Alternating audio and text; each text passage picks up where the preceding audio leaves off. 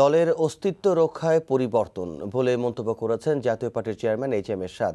চেয়ারম্যানের কাছ থেকে কো-চেয়ারম্যান ও মহাসচিব দায়িত্ব পেয়ে জানিয়েছেন, কথা সর্বস্ব নয়, শক্তিশালী বিরোধী দল হিসেবে থাকবে জাতীয় পার্টি। চয়ন রহমানের রিপোর্ট। ঘোষণার একদিন পর দলের নবনিযুক্ত কো-চেয়ারম্যান ও মহাসচিবকে দায়িত্ব বুঝিয়ে দেন জাতীয় পার্টির চেয়ারম্যান এইচ.এম. এরশাদ। এরপর এই দুই নেতাকে ফুলেল শুভেচ্ছা জানান সহযোগী সংগঠনের নেতারা। এরশাদ জানান, বয়স ও শারীরিক বিবেচনায় রওশনকে এই পদের জন্য মনোনীত করা হয়নি।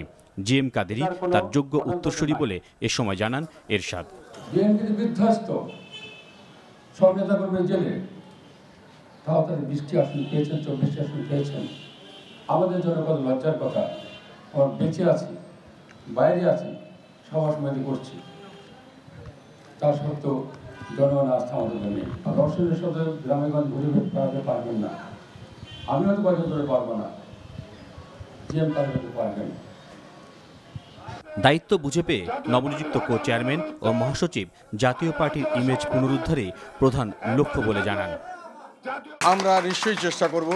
আমরা কৃত্রিমতা পছন্দ করি না, আমরা ছলচাতুরি পছন্দ করি না। রাজনীতি করতে চাই স্বচ্ছ এবং জনগণের স্বার্থের রাজনীতি। মুখের কথায় বিরোধী দল হওয়া যাবে না, কর্মকাণ্ড দিয়ে প্রমাণ করতে হবে আমরা বিরোধী দল। সুতরাং একদিনে এটা বলা কঠিন। অনেক দিন পরে ফিরে এসেছি।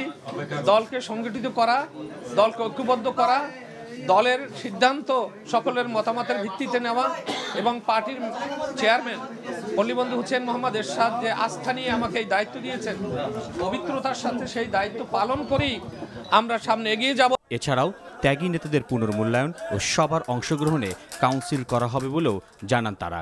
চয়ন রহমান, এনটিভি নিউজ, ঢাকা।